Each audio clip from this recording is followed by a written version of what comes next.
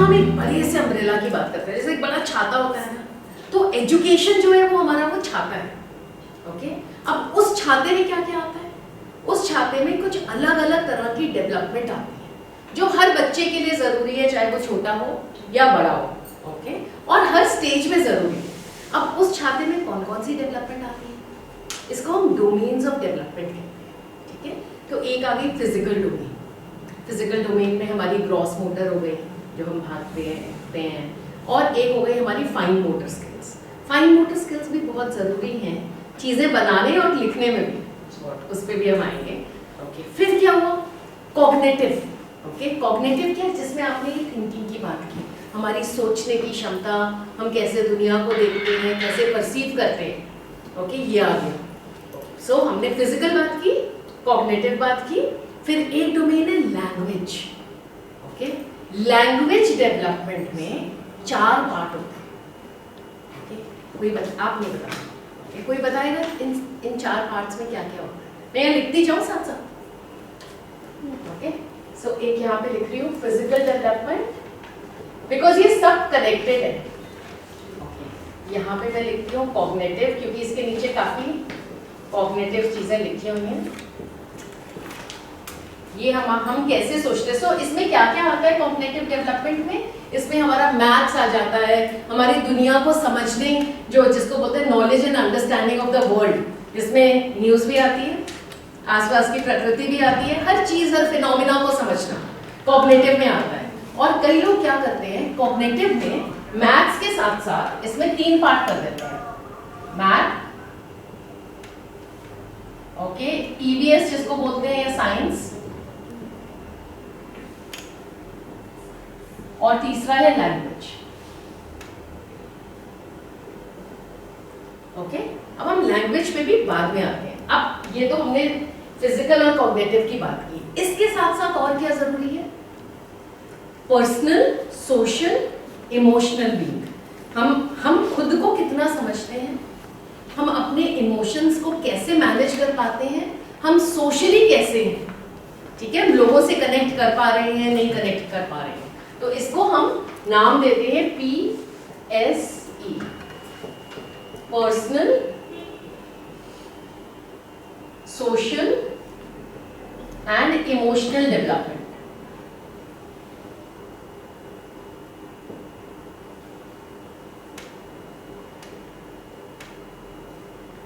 Okay, और एक और बहुत चीज, अब दुनिया इतनी खूबसूरत है, चीजें भी इतनी अलग अलग हैं, है ना, पर इसको एप्रिशिएट करने की भी तो नजर होनी चाहिए।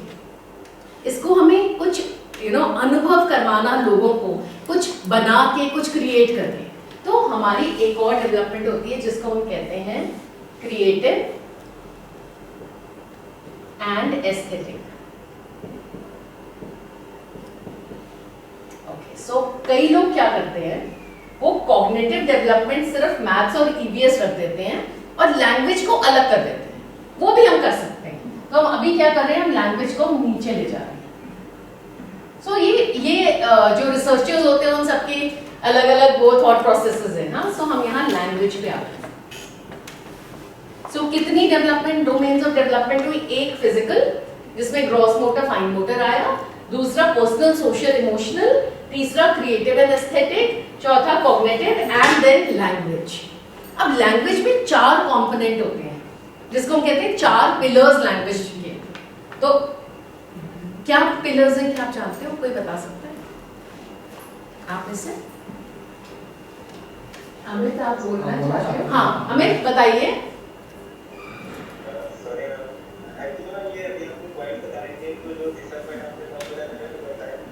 कौन सा वाला, एक बार बोलेंगे? हाँ, ओके, तो सबसे पहले हम बात करते हैं फिजिकल की, वो आप समझ गए, फाइन मोटर, ग्रॉस मोटर। इधर आ जाऊं क्या? ओके, तो सबसे पहले जो फिजिकल डोमेन है उसमें आता है ग्रॉस मोटर। ग्रॉस मोटर क्या, हमारे जो हाथ पैर चलते हैं, ओके, उससे जुड़े हुए। और फिर फाइन मोटर जो हम बारीक काम करते हैं, जो हमारी उंगलियों से हम काम करते हैं, जिसमें लिखाई भी एक पार्ट होती है, ठीक है, बीनना, सिलना सिर्फ उंगलियों से। दूसरा डोमेन जिसकी हम बात करते हैं वो कॉग्निटिव डोमेन है, जिसमें मैथ भी आता है, ईवीएस भी आता है, मतलब हमारे सोचने की शक्ति से जुड़ा हुआ। तीसरा पर्सनल, सोशल, इमोशनल, कि हम खुद को कितना समझते हैं, हम अपने साथियों को कितना समझते हैं, उनके साथ कैसे रह सकते हैं, और हम खुद को नियंत्रण कर पाते हैं या नहीं, हमारे इमोशंस को कैसे हैंडल करते हैं।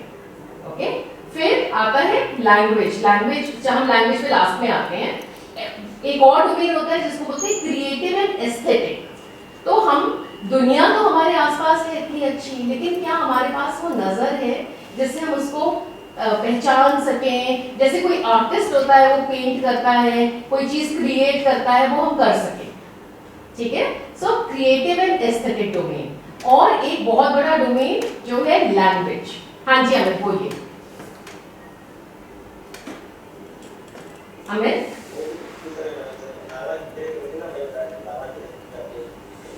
आपको अच्छा अभी आ रही है आवाज अमित? अभी आवाज क्लियर आ रही है अमित? हमें तो अपने सवाल पूछेंगे फिर से।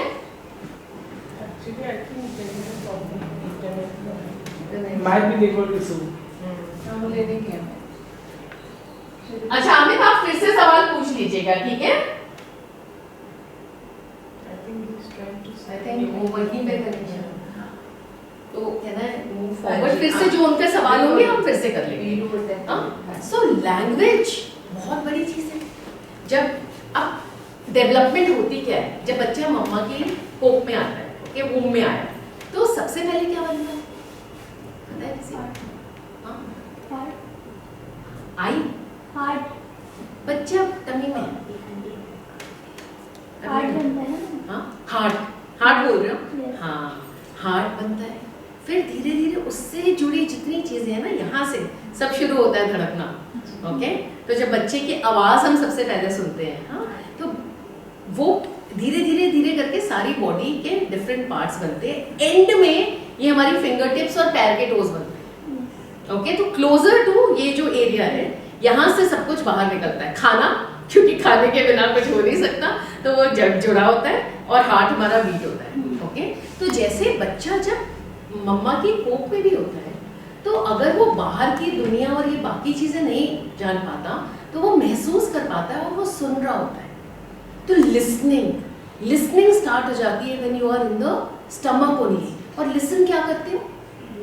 अलग अलग आवाजें, साउंड्स, मम्मा की आवाज, तो अलग अलग तरह की आवाजें। सो लैंग्वेज डेवलपमेंट का एक बहुत बड़ा पार्ट है जिसको बोलते हैं लिसनिंग। ओके, अब बच्चा अगर पैदा हो गया, आप लिख लो। So listening to the sounds around, और साउंड्स में भाषा भी एक साउंड ही है, क्योंकि अगर वो गुजराती सुनेगा तो बाद में वो गुजराती पहचानेगा, अगर वो हरियाणवी सुनेगा तो वो हरियाणवी पहचानेगा। तो जो भाषा अंदर से सुनी जा रही है वो बाद में भी ज्यादा अच्छे से पहचानी जा रही है और पिकअप करने में आसानी होती है। सो अब बच्चा बॉर्न हो गया। अब बच्चा जब बॉर्न हुआ तो कैसी आवाजें निकालता है? रोने की आवाज बहुत अच्छी, और हंसने की, हंसना भी थोड़ा बाद में होता है, ऐसे ऐसे कुछ करता रहता है, बट रोना बहुत इंपॉर्टेंट चीज है। और रोने से पता चल जाता है मम्मी को कि बच्चा भूखा है, ओके, या उसने कुछ कर दिया है, उसको वो करना है, उसकी आवाज से पता चल जाता है।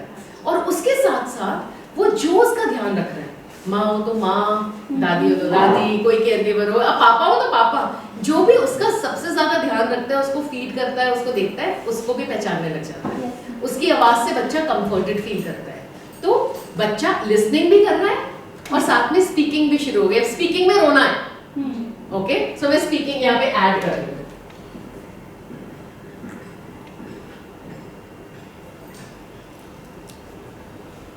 तो ये मोस्टली अगर किसी को कोई फिजिकल प्रॉब्लम नहीं है, ओके, ये बोलना जरूरी है, तो ये शुरू हो जाता है साथ साथ। क्यों, कई बार बच्चे, ऐसे भी बच्चे होते हैं जिन्हें सुनाई नहीं देती, बट उनकी परसेंटेज काफी कम है। पर ये हमें ध्यान रखना है, अगर कोई बच्चा भेदभाव नहीं कर रहा साउंड्स में, तो कहीं उसको कुछ इश्यू तो नहीं है। सो अब स्पीकिंग शुरू हुई, उसने साथ साथ स्पीकिंग की। अब थोड़ा धीरे धीरे करके जब और बड़े होते जाते हैं, तो स्पीकिंग की आवाज़ भी बदलने लगती है, ऐसे कूइंग आ जाती है, ऐसे जो मम्मी पापा बोलते हैं ना उसके जैसे बच्चा आवाज़ निकालने की कोशिश करता है, उसको हम बैबलिंग भी बोलते हैं, ऐसे ऐसे करके बोलता है। सो स्पीकिंग शुरू हो गई। हाँ, फिर अपना फर्स्ट वर्ड बोलता है बच्चा। ओके, तो यहाँ पे अगर आप बोलोगे तो अभी इसमें लिसनिंग और स्पीकिंग तो हो रही है, तो यहाँ पे कहीं रीडिंग हो रही है? कहीं भी नहीं हो रही। रीडिंग हो रही है पर ये रीडिंग नहीं हो रही है।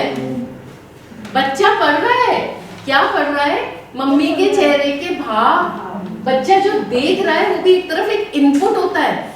वो क्या पढ़ रहा है? पत्तों के रंग। ओके, क्योंकि ये रीडिंग से सब जुड़ा है, आंखों से जुड़ा है।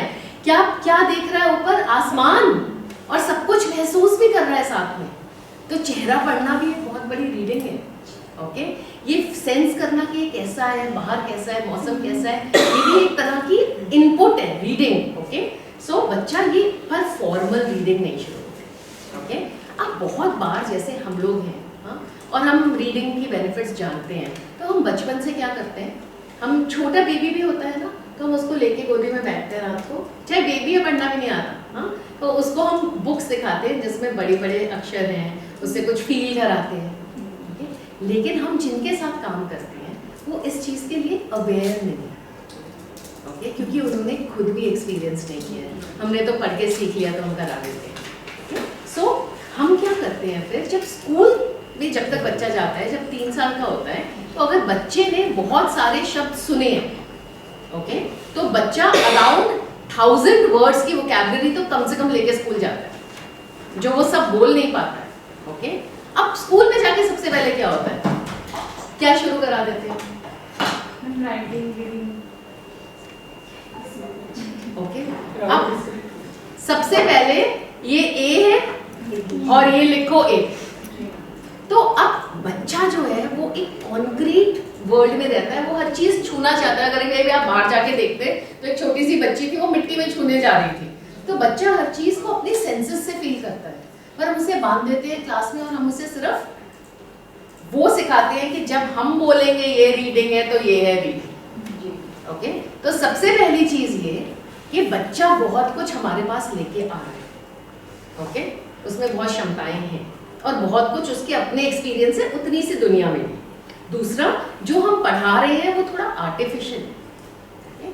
जब मैम ने बोला, स्मिता मैम ने बोला ना कि हम इस साउथ में अगर हमारा होता है तो हम तेलुगु, तमिल ये किताबें रखते हैं, जब नॉर्थ में होता है तो हमारी भाषा अलग है, जब ईस्ट में है तो ज़्यादातर इंग्लिश है या बंगाली है। ये बोला मैम ने, क्यों अलग है, सब जगह एक जैसा तो नहीं है ना। तो ये हमारा बनाया हुआ, ह्यूमन बीइंग्स का बनाया हुआ चीज़ है। ओके, पर रीडिंग ज़रूरी है।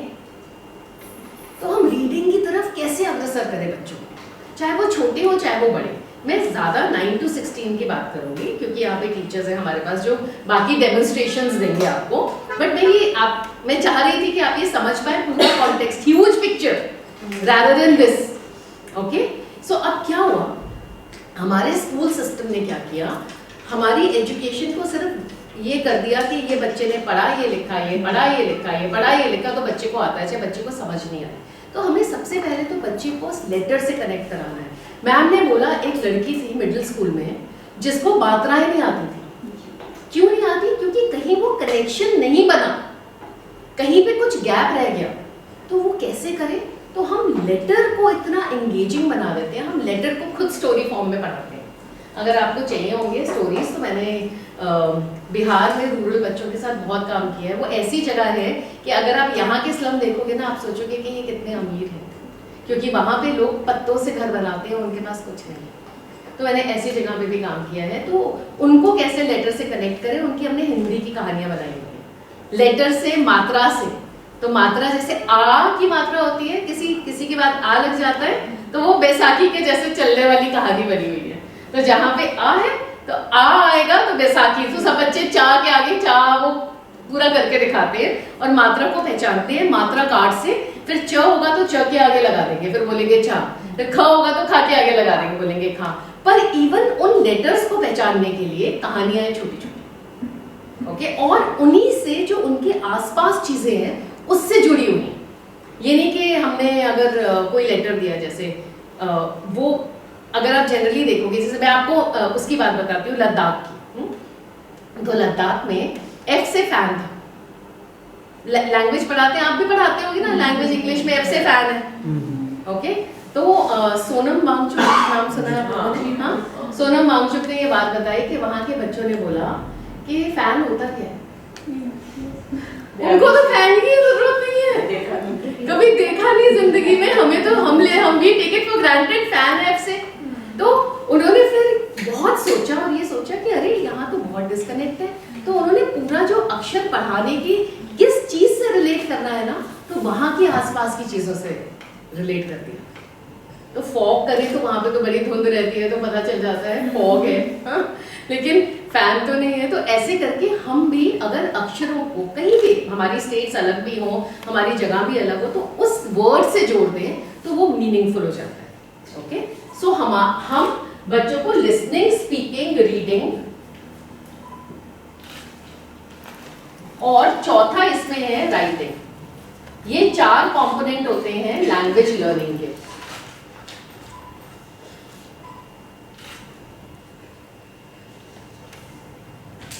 ओके, अच्छा, राइटिंग क्या 3 साल में शुरू होती है स्कूल में, या उससे पहले हो जाती है राइटिंग की शुरू? नहीं होती? 6 साल में, 4 साल में? 4 से खाली dot try to imitate and write. Matrix follow करते हैं। आपने कभी देखा है कि दीवारों पे बच्चे पेंसिल पेन से कुछ लिखते हैं? हाँ जी, तो बच्चों की जो राइटिंग है ना, वो उससे पहले शुरू हो गई है। हाँ जी। वो देखते हैं और वो बनाते हैं, दैट इज ऑल्सो राइटिंग। वो भी बनाते हैं, वो देखते हैं जो लिखा हुआ ना, वो देख रहे हैं, उसको कॉपी करने की कोशिश करते हैं। ठीक है, तो उनके लिए वो आर्ट भी है और राइटिंग भी है। ओके, तो वो जो बच्चों के स्क्रिबल्स है वो इतने इंपॉर्टेंट है कि अगर आप उनसे पूछोगे ना क्या बनाया, तो बच्चा आपको बता भी देगा क्या बनाया। कैसे बताएगा क्या बनाया? क्योंकि उस बच्चे के लिए, जिसको हम गुच्चड़ बोलते हैं, उसमें भी कहानी है। ठीक है, तो हम क्या करते हैं, हम उसको डिक्टेटेड ड्राइंग बोलते हैं। और जब बच्चे कुछ बनाते हैं, छोटे छोटे बच्चे भी जब नई प्री स्कूल्स में जाते हैं, तो टीचर उनसे पूछते हैं क्या बनाया, तो उसके नीचे लिख देते हैं क्या बनाया। Okay, so when teacher writes there, then you know what happens, बच्चों को लगता है कि जो मैंने बनाया यहाँ पे, इसका एक मीनिंग है। ओके, अब ये जो मीनिंग है, ये टीचर ने नीचे लिखा है, मतलब मेरी बात का कोई अहमियत है तो यहाँ लिखी गई है, तो ये जो रिटन वर्ड है इसकी अहमियत है, और ये क्या लिखा है जो मैंने बोला है, तो मैं पढ़ने की कोशिश तो करूँ, या मैं बिना पढ़े भी बताऊं कि ये लिखा है। तो इससे क्या होता है कि लैंग्वेज की हर कंपोनेंट की इंपॉर्टेंस बढ़ जाती है, एक कॉन्टेक्स्ट बन जाता है, एक खुद से जुड़ाव हो जाता है। ओके, सो हमें 4 चीजों पे वर्क करना होता है, listening, speaking, reading and writing. Okay, now listening, जितनी लिसनिंग क्या है, इनपुट है। आप सबसे पहले श्वेता जी ने शुरू किया था, अपनी आंखें बंद करो, खुद ही को सुनो। ओके, अब खुद से, अंदर से भी और बाहर की आवाजें सुनना, ये सब इनपुट है। रीडिंग क्या है? जो आउटपुट है मैम, उसको इनपुट में यूज करना। ओके, किसी की आउटपुट को इनपुट लेना। Okay, very good. ओके, अब इस इनपुट के साथ आउटपुट और कौन सी होती है?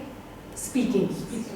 ओके, सो हम जितना ज्यादा सुनेंगे ना, अगर हमारा अंदर दिमाग में जो बेस होगा वो अगर होगा सपोज 10,000 वर्ड्स का, तो हमारी आउटपुट में आधा भी नहीं आएगा शायद, हम पहचानते होंगे। तो जितना इनपुट मिलेगा वैसे आउटपुट आएगा। अच्छा, अब ये जो आउटपुट आया, इसको हम अगर लिखेंगे, ओके, तो ये भी राइटिंग हो गई। Writing is also an output. Okay, writing आ गई किसी और की आउटपुट का एक तरीका, स्पीकिंग एक तरीका, राइटिंग। ओके, अब ये जो आउटपुट है इसको पढ़ना, रीडिंग। ओके, सो ये पूरा का पूरा कनेक्टेड है, it is not separately, and that is why we talk about. So ये हो गया इनपुट, ये भी हो गया इनपुट, ये हो गया आउटपुट, ये हो गया आउटपुट। ओके, तो क्यों रीडिंग इतनी इंपॉर्टेंट है?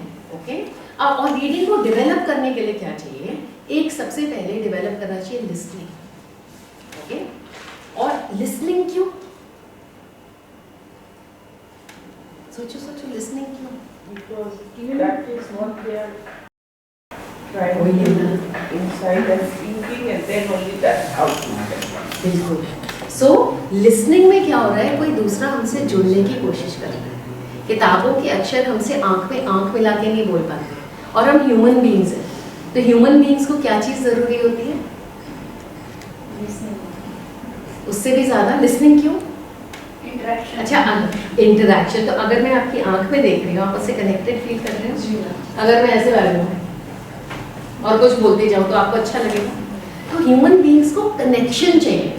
ओके, तो एक कनेक्शन जो वूम के अंदर शुरू हो जाता है वो है लिसनिंग का कनेक्शन। ओके, सो लिसन आप जितना, तो हम लिसनिंग के थ्रू रीडिंग की तरफ अग्रसर करते हैं बच्चे को, और तभी वो जो स्टोरी टेलिंग और इसकी बात हो रही है वो सब आ जाती है। तो आप हमेशा इसको एक बड़े अम्ब्रेला में देखना, ओके, कि ये पूरी चाइल्ड डेवलपमेंट है। चाइल्ड डेवलपमेंट में ये सब चीज़ें होनी चाहिए। उसका एक पार्ट लैंग्वेज डेवलपमेंट है। अब ये लैंग्वेज डेवलपमेंट अलग नहीं है और ये रीडिंग भी अलग नहीं है, ओके, क्योंकि इस फाइन मोटर के साथ अगर मैं इसको यहाँ खींच के लाऊं, राइटिंग जुड़ी है, ओके, क्योंकि फाइन मोटर स्किल्स डेवलप नहीं होंगी तो राइटिंग नहीं होगी, ओके। अब इसी फाइन मोटर के साथ ये जो पिक्चर्स की आप बात कर रहे थे ना, ये पिक्चर्स हैं, वो भी जुड़ी हुई हैं क्योंकि हम हाथ से बनाते हैं, ओके। अब इसके साथ ही अगर हम ये इसकी बात की तो हम यहाँ पे रीजनिंग और इमेजिनेशन और इन सब की बातें कर रहे थे। ये सब रीडिंग के साथ, लैंग्वेज के साथ जुड़ा हुआ है, क्योंकि शब्द तो चाहिए ना। कुछ अब दिमाग में भी कुछ आ रहा है तो सोचने के लिए शब्द चाहिए। आप स्टोरी भी पढ़ोगे या आप कुछ टेक्स्ट बुक भी पढ़ोगे तो आपको वो क्रिटिकल थिंकिंग सब कुछ चाहिए ना, पहचानने, उसको एसेस करने के लिए। आपने बोला खुद के लिए सोचने के लिए, तो language is very important for that, okay. Now इसी में ये राइटिंग से जुड़ गया। अब ये जो एस्थेटिक, क्रिएटिव एंड एस्थेटिक है, ये स्पीकिंग से भी जुड़ गया क्योंकि आपकी स्पीच में क्रिएटिविटी आएगी, ओके। ये जो एस्थेटिक है ये राइटिंग से भी जुड़ गया क्योंकि आपने पेंटिंग की, ड्राइंग की, आपने अपने आप को एक्सप्रेस किया, ओके। तो ये जो सब कुछ है ये अलग अलग पॉकेट्स नहीं है, ओके। अब पर्सनल, सोशल, इमोशनल कैसे जुड़ा हुआ है? हम बच्चों को कहानियां पढ़ने को बोलते हैं। कहानियों में वो किसको देखते हैं? जैसे आपने कहा, खुद को खोजते हैं, ओके, अपने इमोशंस के बारे में सोचते हैं। तो खुद से जब जुड़ जाए कहानी, तब तो कहानी का पर्पस सॉल्व होता है।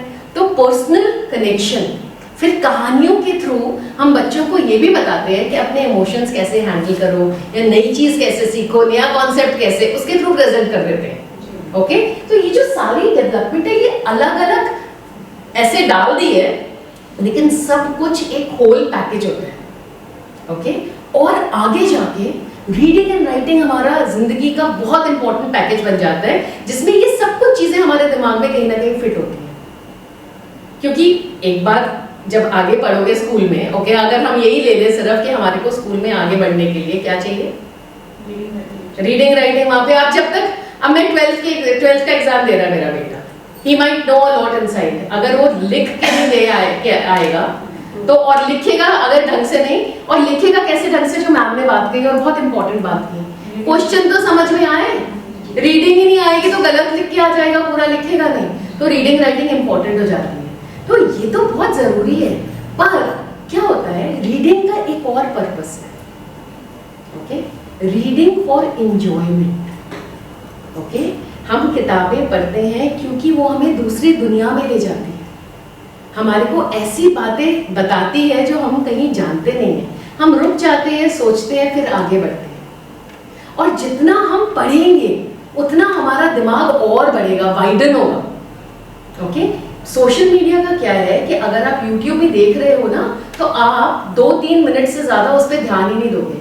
आजकल दिमाग का ऐसा हाल हो गया है कि वो सुनाई भी नहीं देता है, फिर लगता है कि सब देख रहे हैं, मतलब पैसिवली आप उसको कर रहे हो, पर जब आप पढ़ रहे हो तो आपका दिमाग एक्टिवली सोच रहा है, ओके। सो ये एक्टिव सोचना, ये इमेजिनेशन की दुनिया में ले जाना हमारे को एज पर्सन बहुत ग्रो करता है, ओके। एंड वहीं पे आती है उसमें जॉय ऑफ रीडिंग। तो ये जिसकी हम बात कर रहे हैं, रीडिंग फॉर जॉय, हम लोग सिर्फ टेक्स्ट बुक की बातें नहीं कर रहे हैं, हम उस रीडिंग को एंजॉय करके, उसके साथ हम कुछ एक्टिविटीज करके, जिससे हम ये बाकी सारी चीजें भी डेवलप करेंगे, ओके, इसकी बात कर रहे हैं। हम कभी थिएटर के थ्रू उसको प्रेजेंट करते हैं, हमने एक किताब पढ़ी, उसको हमने नाटक में कन्वर्ट कर दिया और थिएटर हो गया। उसको हम कभी चित्रों में बना दें, किसी कहीं कुछ करें, तो ये पूरा जॉय जब तक खुद आज महसूस नहीं करोगे किसी और को महसूस नहीं करा सकते। तो आज रेडी रहो खुद जॉय महसूस करने के लिए, ठीक है? And now with that I hand it over to you। मुझे लगा बड़ी पिक्चर में हम कहाँ हैं वो देखना जरूरी है। Thank you so much। जैसा भी सीमा मैम ने भी हमें बहुत अच्छे से क्लियर किया कि हम कितने बड़े अम्ब्रेला में हैं और कितना कुछ ग्रैब कर सकते हैं, ये हमारे ऊपर डिपेंड है कि हम कितना ले सकते हैं और दूसरों को उसको दे सकते हैं। लेंगे तभी तो दे पाएंगे ना। तो जैसा अभी बहुत कुछ मैम ने बताया, तो मतलब रीडिंग क्यों ज़रूरी है बहुत क्लियर तरीके से किया, लेकिन मेरे माइंड में जो एक पॉइंट रह गया था कि अगर हम पढ़ते हैं ना कोई भी बुक, तो क्या होता है, हम मात्रा की पहचान, अक्षर की पहचान, आज का जो चैलेंज आ रहा है, इंग्लिश मीडियम स्कूल में भी बच्चे पढ़ रहे हैं, गवर्नमेंट स्कूल में भी पढ़ रहे हैं, हिंदी बच्चों को नहीं पढ़नी आ रही और लिखनी भी नहीं आ रही। इवन मेरी बेटी MBA कर गई है, अभी जॉब कर रही है। एक दिन मुझे मैसेज कर रही है, मम्मा वंशिता में छोटी की मात्रा आएगी। मैंने कहा वेरी शेम टू यू। मेरी मम्मा बस क्लियर कर रही थी, थोड़ी कंफ्यूज थी। तो जब हम रीडिंग करते हैं ना कुछ, तो अक्षर की पहचान और हमें पता है कि किस में छोटी की मात्रा है, तो हमारा प्रोनाउंसिएशन और जो माइंड में आता है ना अक्षर की पहचान, चाहे हम बड़े हो जाए छोटे हो जाए, आज भी हम कोई भी वर्ड हम कंफ्यूज होते हैं, गूगल पर चेक करते हैं ना स्पेलिंग, अगर हम रीडिंग करते हैं टाइम टू टाइम, तो ये हमारी एक बहुत ही अच्छी अचीवमेंट और इम्प्रूवमेंट मानती हूँ मैं। तो आज भी मतलब चाहती हूँ कि मैं भी अच्छे से अच्छे बुक रीड करूँ। और जब हम स्टोरी टेलिंग करते हैं या कोई भी एक्टिविटी करते हैं, मेरे स्कूल में मैं वीकली एक्टिविटी कराती हूँ, एवरी वेडनेसडे इज फिक्स। मेरे पेरेंट्स को भी पता है आज एक्टिविटी डे है, तो जब पहले से शेड्यूल फिक्स कर लेते हैं ना कि आज एक्टिविटी डे है, तो बच्चे भी एब्सेंट कम होते हैं। बच्चों को मतलब पेरेंट्स को रहता है कि आज एक्टिविटी है और हमारा बच्चा छूट जाएगा, क्योंकि पिक्चर्स भी सबकी क्लिक होती है और फिर क्या हम उनको उनके ग्रुप में सेंड करते हैं, बच्चा भी घर जाके पिक्चर देखता है, पार्टिसिपेट करता है, उसका कॉन्फिडेंस और बढ़ता है। तो ये मैंने अभी रिसेंटली ही चिल्ड्रन डे की एक्टिविटी कराई थी, मैं इसलिए दिखाने के लिए लाई। वेस्ट मटेरियल, ये मतलब चिल्ड्रन डे पे हम फन एक्टिविटी कुछ भी करें, कार्टून कैरेक्टर मैंने ऐड किया, उन सब बच्चों की इसके साथ फोटो क्लिक की, और जो मेन पॉइंट था इसका कैसे बनाया, वेस्ट मटेरियल। अभी मैंने रिसेंटली दिवाली पे वॉशिंग मशीन खरीदी थी, तो ये उसमें निकला था कटआउट, मैंने इसको यूज किया। Very good, very good. ये आप लोगों को दिखाने के लिए लाई थी कि हम वेस्ट मटेरियल को भी यूज करके अपनी एक्टिविटीज बना सकते हैं। और ऐसा नहीं है कि जब हम कुछ कहते हैं ना करने की और सोचने की क्षमता रखता है रक्षा करने की, तो भगवान भी हमारी सहायता जरूर करता है। मेरे माइंड में कुछ ना कुछ चल रहा था कि एक्टिविटी क्या करानी है, क्या करानी है, तो लेकिन और फोन सबके पास है, इंटरनेट सब जुड़े, पेरेंट्स भी जुड़े हैं। अभी ये सोचते हैं कि ये तो मतलब गूगल से दूर देख लिया होगा, कॉपी पेस्ट है, लेकिन मैंने ही क्यों ये आइडिया लिया, फोन तो सबके पास है ना।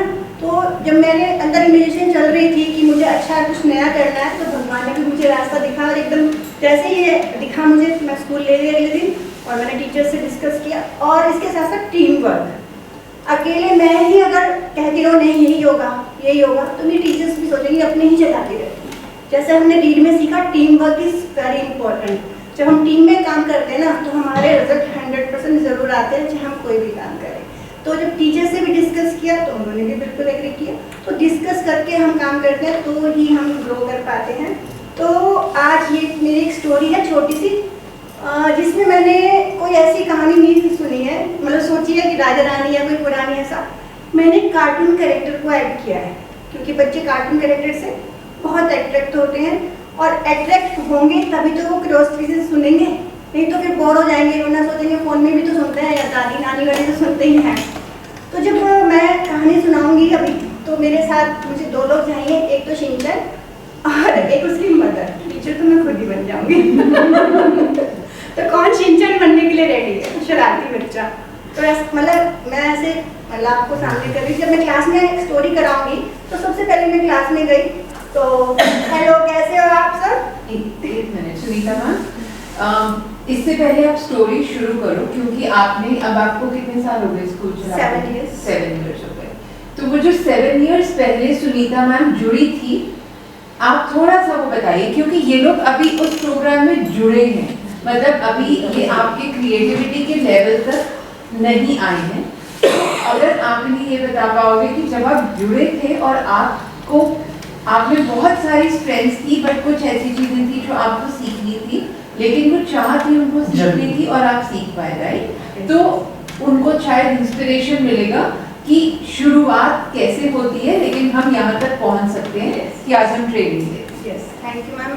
ये बिल्कुल मैम ने अच्छी बात बोली। मैं जैसे मतलब शेयर करना चाह रही थी सुबह भी कि जब यहाँ पे मैं मतलब आई थी रीड में, मैम वंदना मैम ने जैसे मेरा इंटरव्यू लिया था, तो उस टाइम मैं एक हाउसवाइफ ही थी। एक्सपीरियंस था टीचिंग का, शादी से पहले पढ़ाया था, लेकिन बाद में शादी के बाद फैमिली ने जॉब करना अलाउ नहीं किया, लेकिन मन में था कि मैं भी काम करूँ।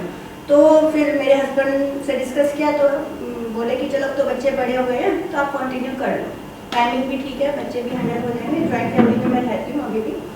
तो उस टाइम बिल्कुल भी कॉन्फिडेंस नहीं था कि मैं इसे कैसे करूँगी, लेकिन धीरे धीरे जब मैम ने भी ट्रेनिंग दी, नर्सरी टीचर ट्रेनिंग भी हमने अटेंड की, वर्कशॉप्स जो मैम ने प्रोवाइड कराई, आज की डेट में सुजाता मैम से भी कनेक्टेड है, और मतलब ऑफिशियल सपोर्ट भी काफ़ी है हर तरह का। जहाँ हमें चैलेंज आता है जूम कॉल पे, कोविड के दौरान भी हमारे साथ बहुत बड़ा चैलेंज आया। 2018 नवंबर में मतलब ओपन हुआ, फर्स्ट सेशन में मेरे पास 50 का स्ट्रेंथ आ गया था। थोड़ा सा हमने मोबिलाइजेशन किया स्टार्टिंग में, लेकिन हमारे पास मुझे कॉन्फिडेंस आया कि मैं कर सकती हूँ। मैम ने भी हमें किया कि नहीं होगा, मैम ने हमें बताया कि आप ऐसे ऐसे क्रिएटिविटी करिए, बनाइए, मास्क बनाइए, बच्चों को मतलब आपस में थोड़ा उनसे बातें करिए, जरूरी नहीं हमें सिर्फ रिटर्न वर्क पे फोकस नहीं करना, उनको ओरल भी कराना है। तो ऐसा करते करते आगे बढ़े। थोड़ा सा ही मतलब हमें कॉन्फिडेंस आया था कि अब तो हाँ हम बढ़ जाएंगे, लेकिन क्या कोविड आ गया, मार्च 19 में लॉकडाउन लग गया, छोटे बच्चों के लिए तो बिल्कुल स्कूल ऑफ हो गया। फिर क्या करें, लेकिन बच्चों को पढ़ाना तो था ही ना, एजुकेट तो करना था। फिर हमें ऑफिस की तरफ से जूम के बारे में ट्रेन किया गया, और मैंने पूरे कोविड के दौरान छोटे बच्चों को, ऐसा नहीं था कि हम बच्चों को बस स्क्रीन के सामने बैठाएं। हमारा जो एज ग्रुप है वो छोटा है बहुत, 3 से 6, वो बच्चे इतना टाइम कंसंट्रेट करके नहीं बैठ सकते, और जूम पर लिमिटेड टाइम होता है 40 मिनट्स का। तो इसका भी चैलेंज था, तो मैम ने हमें इसका सॉल्यूशन दिया कि हम छोटे छोटे वीडियोस बना के पेरेंट्स के ग्रुप में भेजें, और जब वो कंफर्टेबल हो बच्चों को दिखाने के लिए, सिखाने के लिए, चाहे रिटर्न है, चाहे वो स्टोरी टेलिंग है, चाहे क्राफ्ट का है, तो जब वो कंफर्टेबल होंगे तभी वो कराएंगे, और फिर हमें फीडबैक मतलब व्हाट्सएप पे हमें शेयर करें।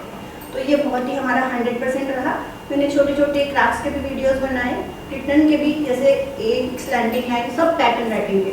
तो जब बच्चे का मन होता था कि मम्मी बोलती थी चलो पढ़ाई कर ले, तो पूरा तो हाँ तो वो सामने दिखाते थे कि मैम भी पढ़ा रही है। वीडियोस भी हमने ऐसे बनाई थी कि सामने हम ही जैसे पढ़ा रहे हो बिल्कुल। और ये सब मैम ने भी हमें प्रोवाइड कराया, मैम की ट्रेनिंग्स थी, हमें जूम बिल्कुल नहीं आता था, बीइंग ए हाउसवाइफ जीरो था सब कुछ IT, लेकिन आज की डेट में सब आता है, कॉन्फिडेंस है कि हाँ हो जाए। Thank you. ये जरूरी था आपका बताना, क्योंकि जब आप लोग ये बताएंगे कि आपने कहाँ से शुरू करा था, और उस टाइम पे बिल्कुल नहीं पता था कि हमें कम्युनिटी में कैसे जाना है, बच्चों से कैसे बात करनी है, उस चैलेंज को कैसे फेस करना है जो शायद आज आप लोग फेस कर रहे हो। लेकिन एक होता है कि बच्चा आया और बच्चे को मैंने बुक्स दे दी कि पढ़ते रहो, उससे कोई बच्चा आपके साथ नहीं जुड़ेगा जब तक आप बच्चे के साथ बैठकर उसके साथ नहीं जुड़ोगे। वो बहुत ज़रूरी था, और वो जब इन लोगों ने करा, सुनीता मैम ने, निशा ने, और अभी और भी प्री स्कूल की टीचर्स आ रहे हैं, जब इन लोगों ने वो स्टार्ट करा, इन्हें भी टाइम लगा, लेकिन वो टाइम ऐसा था कि ये सीखने की एक बहुत बड़ी चाह थी कि मुझे कुछ करना है, और करने की बहुत बड़ी चाह थी। तो चैलेंजेस थे, बट उन चैलेंजेस में से निकल कर आज ये यहाँ पर खड़े हैं, तो वो एक बहुत बड़ी बात है। और ये मैं इसलिए आप लोगों को बताना चाहती थी, सो दैट आप आज जहाँ पर खड़े हो, अगर आप चाहोगे अपने आप को बदलना और सीखना, तो आप भी कल को यहाँ खड़े हो सकते हो। बट बच्चों से जुड़ोगे नहीं तब तक आप उस रिजल्ट तक नहीं पहुँचोगे जो रिजल्ट हमें चाहिए। ठीक है, थैंक यू सुनीता मैम। आपके लिए एक चीज़ और मैं ऐड करूँगी, ये तो था बच्चों के लिए, लेकिन जब हमारे पास पेरेंट्स बात करने आते हैं, तो सबसे पहले आपका इंप्रेशन जो होता है ना बिहेवियर बात करने का, आप सोचो कि बस मैं ही टीचर हूँ, तो वो तो पहले ही सोचेंगे ये पहली अकड़ में है, हमारे छोटे छोटे बच्चों को कैसे संभालें। तो जब हम पेरेंट्स से बात करते हैं, अभी रिसेंटली लास्ट वीक ही मेरे पास डॉक्टर हैं लेडी, ऐसा नहीं मेरे पास स्लम एरियाज के ही बच्चे हैं, 110 की स्ट्रेंथ में एजुकेटेड पेरेंट्स भी अपने बच्चों को भेज रहे हैं। क्यों भेज रहे हैं, इसका रीज़न कि और कुछ तो GAV और ऐसे स्कूलों में अप्रैल में एडमिशन करा दिया, अगस्त में मेरे पास आए, मैम हमें यहाँ भेजा, वहाँ फीस हम देते रहेंगे लेकिन हमें बच्चा यहाँ रखना है। क्यों है, इसका कारण क्या है कि मैम मेरा बच्चा एब्सेंट था 15 दिन तक, स्कूल से कोई मैसेज नहीं आया कि बच्चा क्यों नहीं आ रहा। आपके यहाँ से मैंने कम्युनिटी में सुना है कि सुनीता मैडम एक दिन बच्चा ना जाए तुरंत फ़ोन आता है या शाम को मैसेज आता है, बच्चे से बात करती है कि यहाँ स्कूल क्यों नहीं आए। तो बच्चे को लगता है कि मैम मेरे से कनेक्टेड है, मुझे मिस कर रही है। तो आपका बिहेवियर बहुत मैटर करता है। हमें सिर्फ भीड़ इकट्ठी नहीं करनी, हमने अपनी छाप छोड़नी है। जब छाप छोड़ेंगे तो ही हमारे पास अट्रैक्शन होगी और अपने आप हमारे साथ लोग कनेक्टेड होंगे। तो जो अभी डॉक्टर आई थी बहुत ही मतलब अपने में स्मार्ट बन गई थी।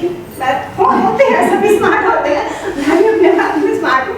एक्चुअली पहले उसकी ग्रैंड मदर बच्चे की छोड़ने आई 2 दिन कि मैम लेकिन मुझे तो बहुत अच्छा लग रहा है और मेरे तो पड़ोस से बच्चे आ रहे हैं, मैं तो आँख बंद करके अपने बच्चे को यहीं डालने वाली हूँ। लेकिन जो उसकी मदर है ना, वो मतलब थेरेपिस्ट है, डॉक्टर है, उसको बड़ा वहम है कि पता नहीं कैसी लैंग्वेज है, ऐसा स्कूल है, NGO का स्कूल है, तो वो एक बार पहले विजिट करना चाहेगी। मैंने कहा नो वरीज, सब कुछ ओपन है यहाँ, आप ट्रांसपेरेंसी से लाइए, हमने कहीं भी फाउंडेशन नहीं करेगी। बाकी स्कूल्स में आप जाएंगे, रिसेप्शन पे आप एडमिशन कराइए और PTM में ही आप क्लास में जाते हैं, उससे पहले आपको कहीं अलाउड नहीं होता है। वो भी हाँ मैंने भी पढ़ा है। तो अगले दिन ही वो आई तो मैंने विजिट कराया, तो सब बच्चे छोटे छोटे भी आराम से मस्ती से बैठे हैं, खेल रहे हैं। तो वो हैरान रहेगी, मैडम कैसे करते हो? मैंने कहा आप 2 दिन बाद अपने बच्चे को देख लीजिएगा। तो जब वो बच्चा आया थोड़ा सा रोते ही हैं स्टार्टिंग में, तो रोते रोते ही ऐसे बोल रहा था मम्मी मम्मी मम्मी ऐसे। तो मैंने बोला कौन बोलता है ऐसे? दादी। दादी बोलती है मम्मी मम्मी। उससे बातें कर करके उसको अपने साथ मैंने 2 दिन में मिक्स इतना किया कि वो मतलब सारी बातें करने लगा मुझे। और मैंने उसकी छोटी छोटी वीडियोस बना के उसकी मदर को ही भेजी। तो उसने बोला hats off to you ma'am, जैसा हमारे पास पर्सन आता है ना, हमें उसी के हिसाब से उनको हैंडल करना चाहिए। क्योंकि आजकल मतलब बाकी स्कूल्स ये मदर्स प्राइड कुछ भी है फैसिलिटी दिलाते हैं कि आप कैमरे का ऐसे आपके पास बच्चे को देख सकते हैं। हम बिना कैमरे के ऐसे के छोटे छोटे वीडियोस देते हैं कि देखो इस टाइम आपका बच्चा खुद खाना खा रहा है, झूला झूल रहा है, कलरिंग कर रहा है। स्टार्टिंग के जो 10 दिन होते हैं ना, बस उसी में फोकस करना होता है बच्चे को, पर उसके बाद तो पेरेंट्स भी अपने आप कनेक्टेड होते हैं, बच्चे तो हो ही जाते हैं। एक चीज़ मेरा क्वेश्चन, जिस तरह आप 7 ईयर से कनेक्टेड हैं कम्युनिटी में बच्चों के साथ, प्री स्कूल के टीचर, जिस स्कूल में काफ़ी बच्चे आते हैं जो हमारे लाइब्रेरियन हैं, फर्स्ट इंटरेक्शन होता है ना, first impression is the last impression. First जो कम्युनिकेशन की जो राउंड होती है ना, जो बच्चे आते हैं, बच्चे नॉटी होते हैं, राइट? 5 to 15 ईयर्स में 15 ईयर्स के भी करते हैं, लेकिन छोटे बच्चे बहुत ज़्यादा नॉटी करते हैं, साउटिंग करते हैं, राइट? कभी कभी एकदम क्राइम कर बहुत ज़्यादा ले लेते हैं। उस दरमियान ड्यूरिंग जो आपका इंटरेक्शन होता है, आपका जो मोटो होता है, उस कैसे आप इंटरेक्ट करती हैं, कैसे आप उसे हैंडल करती है, क्या आपका वे फॉरवर्ड होता है, कैसे आप बात करती है, ये जो लाइब्रेरी में उनको थोड़ा सा बताइए। क्योंकि मारना is not a procedure, stick लगाना, डांटना ये नहीं, बच्चों को बच्चे की तरह समझाया जाता है, राइट? तो आप कैसे हैंडल करती हैं ताकि हमारा जो कॉन्सेप्ट लाइब्रेरी का है 5 to 15 में वो मैनेज हो और अच्छे से हैंडल हो? थोड़ा सा जैसे अभी स्टार्टिंग में बच्चा आता है स्कूल में, तो 2.5-3 साल तक का बच्चा आता है, तो जब माँ से बिल्कुल अटैच होकर बच्चा दूर होता है, मतलब एकदम से तो हो ही गए। सबसे पहले जब भी कोई बच्चा लगता है उसको गोद में, 1 मिनट सुन लो आप लोग प्लीज। जब तक उसको फीलिंग सेफ एटमोसफेयर की नहीं कराओगे ना, तब तक वो आपके पास बिल्कुल भी नहीं आएगा। उसको पहले शांत कराओ, अगर नहीं भी होता पानी पिलाओ, पानी पिएगा तो थोड़ा रिलैक्स होगा। और सिर्फ ऐसे रो रहा है तो आप लोग चुप हो जाओ चुप हो जाओ, तो कहते हैं ना कई बार कोई किसी को रोना आता है हम कहते हैं चुप हो जाता, हो ज़्यादा रोना आता है, होता है नहीं, फैक्ट है। तो आप उसको थोड़ा सा मतलब गोद में ले जाए, आपकी मेन है उसकी हेल्प लें। अगर कई बार 2 बच्चे भी एक साथ में जाते हैं तो ऐसा नहीं कि सारी टीचर उसी पे ले जाएंगे तो बाकी बच्चों पे ध्यान नहीं दे पाएंगे, तो ये आपको डिवाइड भी थोड़ा अपना काम करना पड़ेगा। आपके पास कोई अटेंडेंट होगी उनकी भी हेल्प ले सकते हैं। तो सारे बच्चे तो रोते नहीं, एक आधे रोते हैं, तो जब वो बच्चा रोता हुआ आता है तो देखिए उसका इंटरेस्ट किस में है। जैसे बात कर रही है उससे, आप टीवी देखते हो, कौन सा कार्टून देखते हो? अच्छा चलो मुझे बताओ उसकी फ्रेंड कौन है, अच्छा उसको उनसे लगेगा या फिर उससे उसके खाने के बारे में पूछो, आज क्या खाया था, क्या मैगी खाते हो, मैगी तो नहीं खानी चाहिए, अच्छा फ्रूट्स खाते हो, कौन सा फ्रूट पसंद है, अच्छा कौन से कलर का, उसके अलावा कौन से कलर की ड्रेस पहनी है आज आपने, अच्छा आपका फेवरेट कलर है ये, अच्छा मम्मा ने भी लाया था सुबह या दादी, कौन ज़्यादा प्यार करता है, इस तरह की बातें करती है। फिर थोड़ी सी कभी कभी कैंडीज भी यूज़ कर लेते हैं, कुछ बच्चे कैंडीज देखे भी चुप हो जाते हैं, तो डिपेंड करता है बच्चा कैसी कम्युनिटी से आ रहा, कैसे। सबसे पहले तो उसको चिल्लाना नहीं, उसको हक करोगे ना बच्चे को तो अपने आप पहले चुप हो जाएगा, क्योंकि उसको एक माँ वाली फीलिंग देना सबसे पहले ज़रूरी है। मतलब जो बड़े बच्चे होंगे उनको तो ऐसा नहीं कर सकते, वो इतना क्राई भी नहीं करेंगे, लेकिन जो छोटे बच्चे हैं उनके लिए सबसे स्पेशल है उनको मतलब सेफ फील कराना कि आप यहाँ पे सेफ हो, मम्मी को छोड़ कर कोई बात नहीं, अभी आ गया 10-15 मिनट मेरे पास बैठ जाइए, अभी बुला दूँगी, आप मेरी बात मानो, मैं क्या आपकी बात मानूँ। हमारी स्टोरी का नाम है मिरेकल ऑफ ड्रॉप, मतलब पानी की कीमत पे हमारे लिए बहुत अहमियत रखती है। तो आज की डेट में हम डायरेक्ट तरह से बच्चों को बोलेंगे कि पानी वेस्ट नहीं करना चाहिए, ये करना, तो उनको ऐसे भाषण जैसे ही लगेगा, नहीं समझेंगे, सुनेंगे लेकिन यहाँ नहीं बैठेगा, है ना।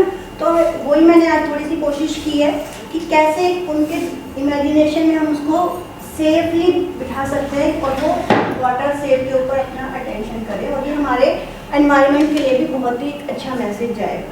तो एक शिनचैन जो एक कार्टून कैरेक्टर उनके वहीं से लिया मैंने, कि जैसे मान लो आप लोग स्टूडेंट्स हैं, मैं क्लास में हूँ, कर सकते हैं ना, बिल्कुल, यस यस। अच्छा आप बताइए कौन कौन सा कार्टून देखते हैं, कौन कौन कार्टून देखता है, एंड्रेस करिए कौन कौन कार्टून देखता है, सब देखते हैं। अच्छा छोटा भीम कौन देखता है, और नोबिता, नोबिता किस में आती है, मुझे तो पता ही नहीं है, पता है आपको, डोरेमोन, डोरेमोन। राइट। लेकिन शिनचैन को कौन कौन जानता है, शिनचैन जानते हो, किस लिए मशहूर है शिनचैन, शरारत के लिए ना, है ना।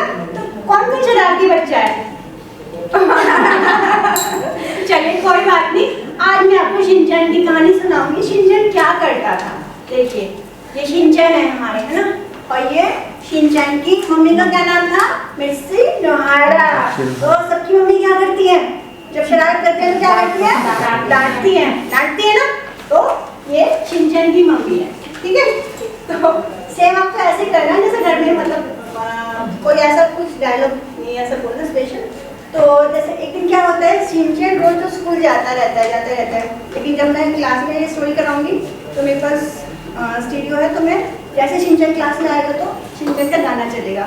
मेरा नाम शिनचैन है, मैं शरारत से भरा है, मेरा नाम शिनचैन है, मैं शरारत से भरा, बड़ी मुश्किल में कहीं मेरी फैमिली नोहारा, कम ऑन बेबी आओ करना शुरू, जोर से झूमे हम तुम झूमे, नाचो नाचो आज तक हम शुरू। Yes yes. तो ऐसे बच्चे आपस में बातें नहीं करेंगे, एकदम कंसंट्रेट हो जाएगा। ये एक्ट हम उनको फोकस करने के लिए कि अब क्या होने वाला है।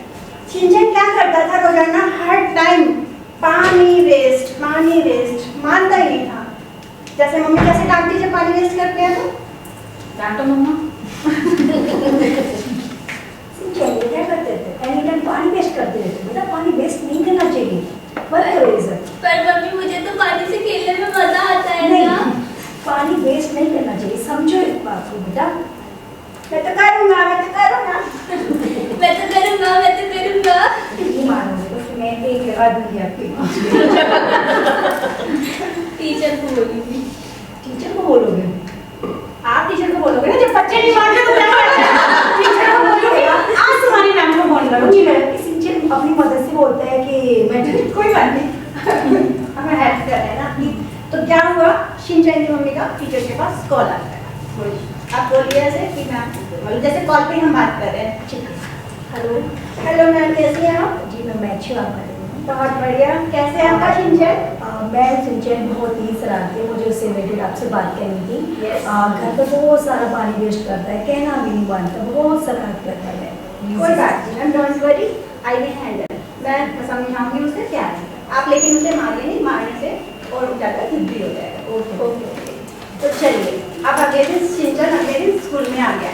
तो क्या होता है, शिंचन को मैम कहती है, शिंचन आपकी मम्मी का कॉल आया था, आपसे बहुत परेशान कर रहे हो आप मम्मी को, क्यों करते हो ऐसा? मजा आता है आपको? मुझे मजा आता है। ज्यादा मजा बहुत जल्दी सजा बन जाता है, ये ध्यान रखना। क्या आपको पनिशमेंट अच्छी लगती है? No ma'am. तो बिना पनिशमेंट के मैं आपको एक कहानी सुनाऊंगी, ठीक है? Okay ma'am. चलिए, और ताकि क्लास कल हम एक कहानी भी सुनेंगे और कल हम एक पिकनिक पे जा रहे हैं। कौन कौन जू जाना चाहता है? चिड़ियाघर किस किसने देखा है? मैं यस, कौन कौन होता है वहाँ पे? कल बात करेंगे। अब छुट्टी हो गई, अब सब अपने घर जाए। अच्छा ठीक है, अब अगले दिन हम फिर से आ गए हैं। शिंचन आएगा, मैम ऐसे बोलना कि मैम कब चलेंगे, कब चलेंगे ऐसे। हेलो मैम, हम तुम कब चलेंगे बताइए ना जल्दी। बहुत जल्दी है, जल्दी। अच्छा वाटर बॉटल लाए हो? जी मैम। चलिए ठीक है, अभी सबको आने तो आपके फ्रेंड्स को ले चलते हैं। चलिए ठीक है, तो थोड़ा सा मैं आपको बताती हूँ आपको क्या करना है। आप वहाँ पे पानी ऐसे वेस्ट करते रहिए, तो शाम तक आपकी टिकट पानी की बोतल खाली हो जाएगी। चलिए अब हम जा रहे हैं। शिंचन कहाँ जा रहा है? कौन कौन है जू में? देखो देखो, लायन, एलिफेंट, मंकी। मंकी तो घर के पास भी आ जाता है ना? क्या लॉयन घर के पास आता है? नहीं आता ना। अगर लॉयन घर के पास आएगा तो सब डर जाएंगे ना, क्योंकि लॉयन तो वाइल्ड एनिमल्स है। और क्या है लॉयन, क्या होता है? एक और क्वालिटी है लॉयन की, राजा, शेर जंगल का राजा। कौन कौन राजा बनना चाहता है? तो उसके लिए अच्छी बातें भी सीखना जरूरी है ना शिंचन, है ना? जो शरारत करते हैं वो तो राजा कभी नहीं बन पाते, है ना? चलिए ठीक है, तो जब हमारे और क्या क्या देख रहे हो जंगल में, क्या क्या है? हम इमेजिन करके अब हम जू में पहुंच गए हैं, ठीक है? और क्या क्या देख रहे हो आप? मैम हिरन भी दिख रहा है। हाँ वाव, और ट्रीज दिख रहे हैं ना? ट्रीज, तो हमें बहुत सारे प्लांट्स उगाने चाहिए अपने घर के आसपास, ताकि ग्रीनरी होगी तो हमें अच्छी सी वो जो सांस लेते हैं उसके लिए हवा भी मिलेगी। तो ऐसे छोटी छोटी चीजें हम इसमें भी बच्चों के साथ कवर करते हैं क्लास में। ऐसा नहीं है कि सिर्फ किसी के बारे में नहीं है, इसमें जो भी छोटी छोटी चीजें और आएंगी, स्टोन्स हैं, पानी भी दिखेगा नदी में, जो भी। अब क्या होता है, शाम तक ऐसे होता है कि शिंचन ने क्या किया, पानी की वेस्टेज की आदत तो है ही। शाम तक क्या किया, पानी सारा ऐसे गिरा दिया। ऐसे शिंचन देखो थोड़ी देर के लिए चेंज हो गया, गिरा दिया सारा पानी। अब शिंचन क्या क्या करता है? मैम मुझे प्यास लगी है। मैम मुझे प्यास लगी है, मेरा सारा पानी खत्म हो चुका है। आप तो पानी की बोतल किस लिए लाए थे? पीने के लिए लाए थे ना? हाँ लेकिन वो मैंने खेल में सारा खत्म कर दिया वेस्ट है। क्यों किया? अब कहाँ से थे पानी? सबका पानी तो खत्म हो गया और हम तो बस में बैठ चुके हैं। मैं आपको पानी कहाँ से दूंगी? अब आपको समझ आया पानी की कीमत क्या होती है? महसूस हो रहा है? बिना पानी के क्या हम जिंदा रह सकते हैं? नहीं रह सकते हैं ना? तो आगे से आप प्रॉमिस करोगे, मम्मा की बात मानोगे, पानी वेस्ट नहीं करोगे, और पानी कैसे कैसे बचाना है ये भी मैं आपको बताऊंगी। ब्रश करते टाइम क्या आप टैप को खोल के रखते हो? No ma'am. खोल के रखते हो? यस मैम रखता था, लेकिन अब से नहीं रखूंगा। शिंचन तो बड़ा स्मार्ट हो गया है। और नहाते टाइम क्या शावर यूज करते हो? Yes ma'am. आप क्या करोगे? बाल्टी से पानी Yes. उठाऊंगा। और जब पापा गाड़ी साफ करते हैं तो क्या पाइप लगाने के लिए बोलोगे? No ma'am. यस। और जब मम्मी सफाई करेगी तो पाइप से सफाई करेगी? No ma'am. यस। ये छोटे छोटे रूल्स हम अगर सभी लोग मिलके फॉलो करेंगे, सभी बच्चे घर जाके मम्मी को बोलेंगे कि हमें पानी बचाना है, और पापा को भी बोलना है गाड़ी स्टोर के लिए पाइप यूज नहीं करनी है। मैम मेरे पापा तो बकेट से ही बाद में अपनी गाड़ी साफ करते हैं। Very good, clap for your पापा। यस। तो शिंचन ने आज क्या सीखा? हमें पानी की एक एक बूंद को बचाना है। Save water, save our environment. Thank you. Very good, thank you. मेरा नाम निशा है।